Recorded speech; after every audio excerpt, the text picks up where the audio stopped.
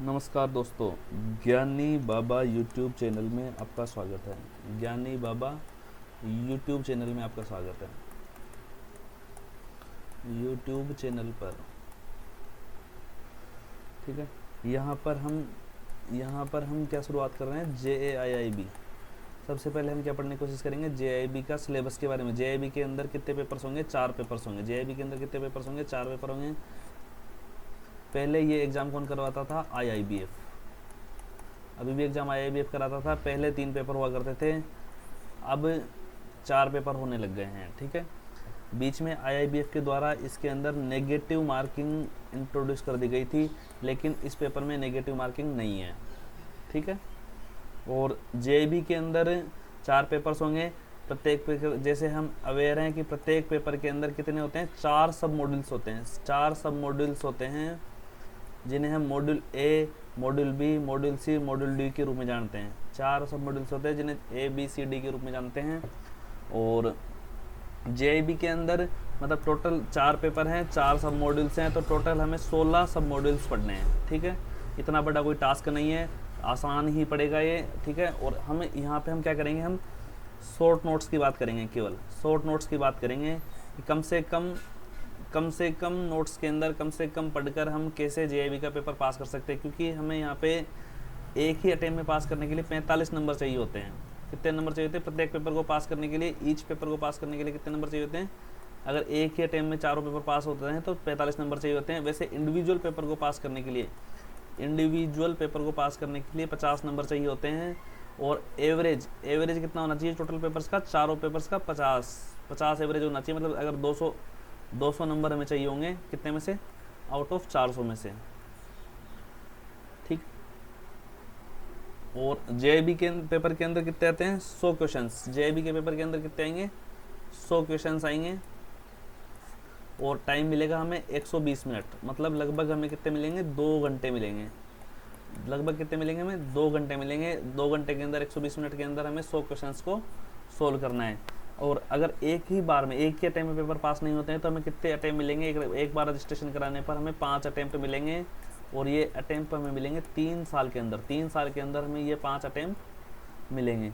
JAIB का करने का फ़ायदा क्या है? JAIB करने से हमें एक इंक्रीमेंट मिलता है। ठीक है। जो अलग अलग पे स्केल पे बेसिक पे के हिसाब से अलग अलग अमाउंट बनता है। ठीक है। तो इस बार हम शॉर्टेस्ट वे में JAIB पास करने की कोशिश करेंगे। हम क्या करेंगे, नोट्स लेंगे। नोट्स हमें प्रिंटेड नोट्स मिल जाएंगे। और उन प्रिंटेड नोट्स को हम आसान भाषा में पढ़ेंगे। उसमें से हम रिपीटेड जो चीज़ें होगी, रिपीटेड जो चीज़ें होगी उन्हें हम हटा देंगे। रिपीटेड चीज़ों को हम हटा देंगे और हम आसानी से पढ़ने की कोशिश करेंगे। अब इसके अंदर हम इसका सिलेबस देख लेते हैं।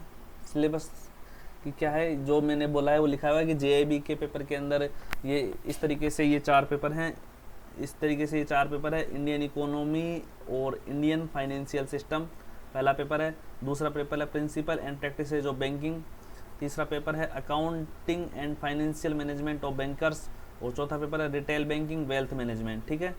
ये पेपर इसमें क्या हुआ है, नया जोड़ा गया है। ठीक है। ये पहले था, ये भी पहले था और ये भी पहले था। इसको रिटेल बैंकिंग के रूप में बोलते हैं। ठीक है। इनके 4 सब मॉड्यूल्स हैं।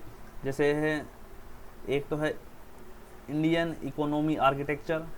फिर इसमें इंडियन इकोनॉमी के बारे में बात करेंगे कि इंडियन इकोनॉमी का कैसे कैसे फेजेज रहे, कैसे कैसे आगे बढ़ी। Economic concept related to banking पढ़ेंगे। इंडियन फाइनेंशियल आर्किटेक्चर के बारे में बात करेंगे।